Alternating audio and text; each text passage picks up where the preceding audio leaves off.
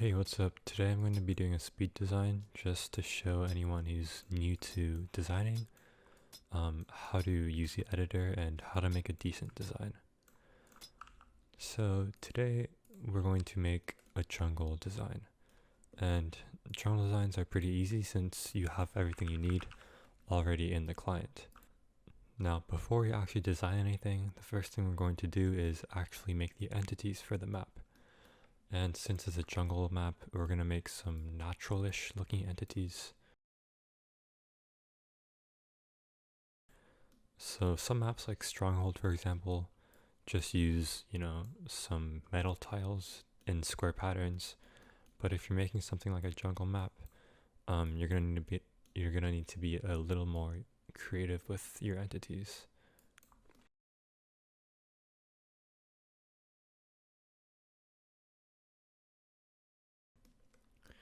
So this looks alright. I'm gonna put in some unhookables now, just to add a little variation. So we'll have like a little scaffolding thing here. And if you don't know how to actually create entities, it's pretty easy. You just select your game layer, or if you have other layers, select whatever layer you want, press space, and it will show you all the tiles in that layer. And to actually draw things, simply press down on an entity, for example this, and drag. Or what you can also do is, if you want to add multiple entities, which is useful in design layers, you can click and drag to select multiple spaces. And this acts as a brush. Now to delete things, you can either hold shift and drag over them, or you can drag on the map itself, which will give you a blank brush, and simply drag over anything else. Now to reset your brush, simply right click anywhere. So if I have this brush I want to get rid of, I just right click and it's gone. Alright, after adding in some spawns, we should be done with the entities. And as we see in entities, everything is here. And now we can get started on the actual design part. So the first thing I'm going to do is put in everything for my hookables. And for this, we're going to be using jungle main, which comes default. And we're also going to use grass main. And the reason we're going to use grass main as well is that jungle main has these little 4 tiles, and you can basically use these alongside grass main and create a little grassy pocket in your jungle. Alright, so now that we added these images in the images tab, we just click back to layers and we can add a group, and we're going to name this group hookables just to organize things. And you're going to want to right click on it and add a tile layer. We're going to do this twice, one for our jungle main and one for our grass main. And to add the images, just right click on tiles, press image, and choose whatever you want. Now to start off with this jungle main, we're just going to fill in every tile.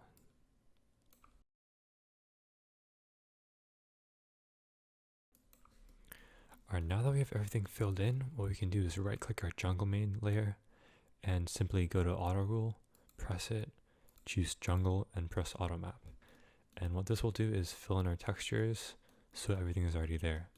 Now I'm going to make some pockets where we can put in grass main just to add a little variety.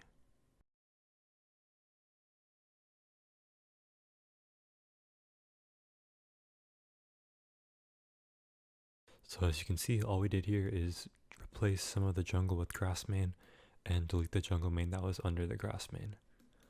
We can actually work on the unhookables now, which we still have yet to design. Now instead of using the jungle unhookables, I'm actually going to be using generic unhookables, which look like this instead of this. So what we're going to do is we're going to fill in our unhookables first. We're going to auto map it as random bronze so it can fit our colors. And then I'm going to add some larger tiles to give some variety. So we can add in some larger tiles at the corners here and near the bottom.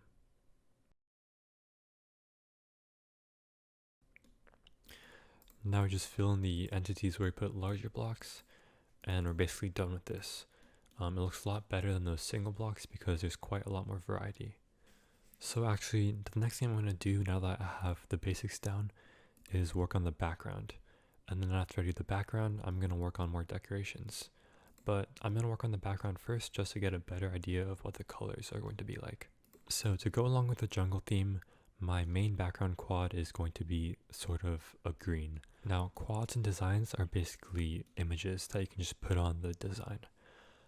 To edit the corners of this quad, all you have to do is right click each corner, and here you can change things like the color and the position of the coordinate. And to select all 4 corners to make color editing easier, just shift click on all 4 and right click one of them, and whatever color you put in here will change for all 4 corners. So I'm going to make it sort of a lightish green. I think this is a decent color for now, and then based on this color we can add in more layers. So I'm going to add in a few layers of midground between the background layer and the entities layer. So we're just going to go over here, add jungle midground, this one, and then we're going to add in 2 layers that go behind the game layer because they're in the background. And we're going to add a quad to each of them, and we're going to put in jungle midground on both. Now, let's just reload to see what our map looks like so far.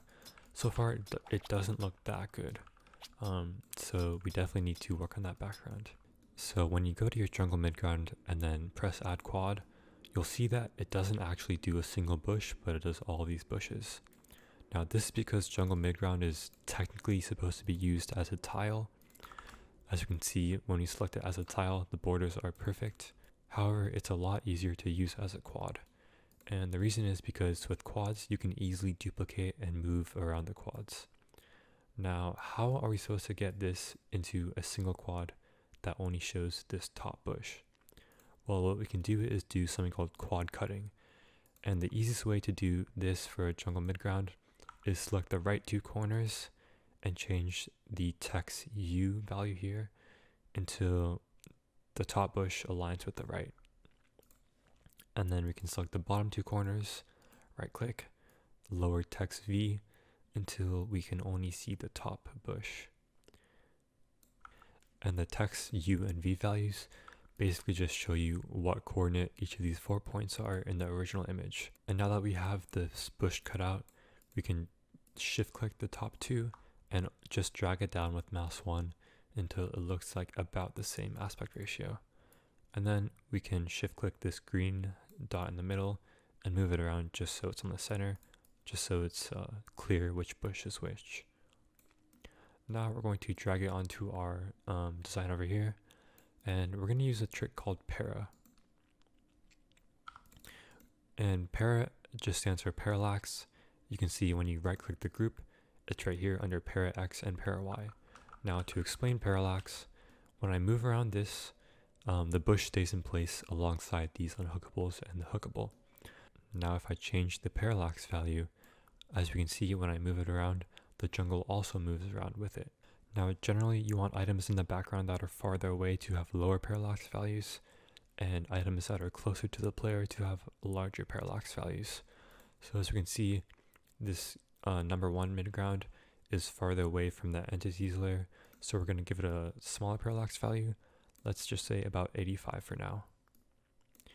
And we're going to give the second one a parallax value of 95 for later.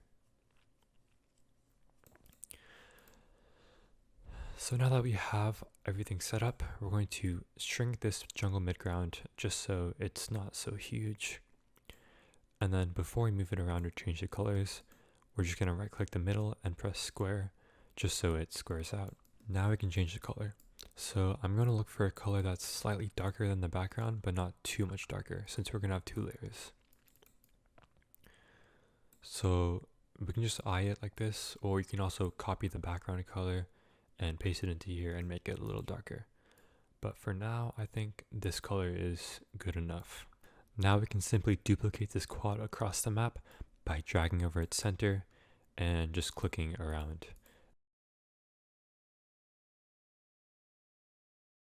Now as you can see, they're not rotated yet, but we can simply fix this by going to the one we want to rotate, holding down Control, clicking on the green dot, and moving your mouse left or right.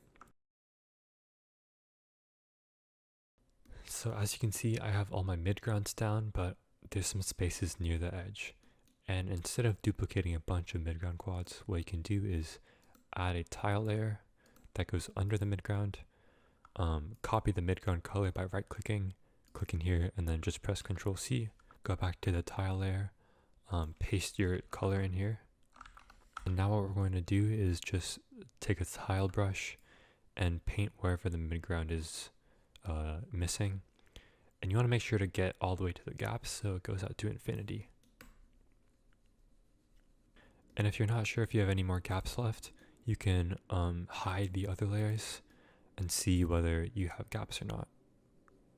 In this case, we did have some, so I went ahead and fixed it. And now when we reload, we can see that we do have one layer of midground down already. Now we're going to do the same thing for the next midground layer, but this time we're going to make the midground a little smaller and a little darker.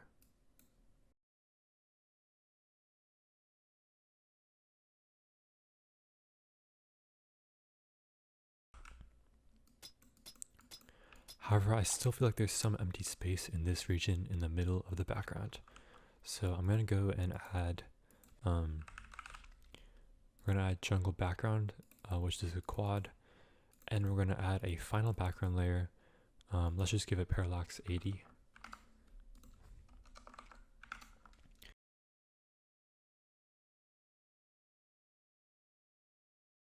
So if you already have all of your midgrounds placed and you just want to edit all the colors at the same time, simply select 4 corners of one midground.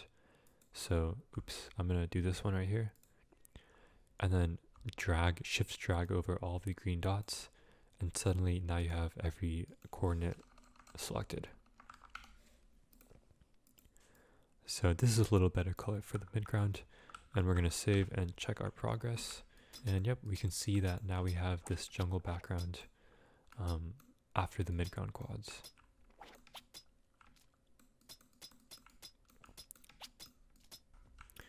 So our last step is to add some decoration, and I'm going to do that by using the jungle doodads image, which we can use as a tile group.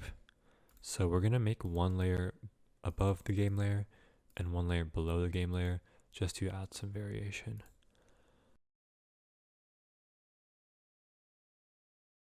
Now you might notice on some walls, if you place a bush like this, it won't really fill the gap. So what you can do is place it and then press M or N to horizontally or vertically flip it. So in this case, we're going to horizontally flip it. So we're going to press N and then just move over, place it again, and you can see it'll fill the gap in. It's not perfect, but it's a good workaround.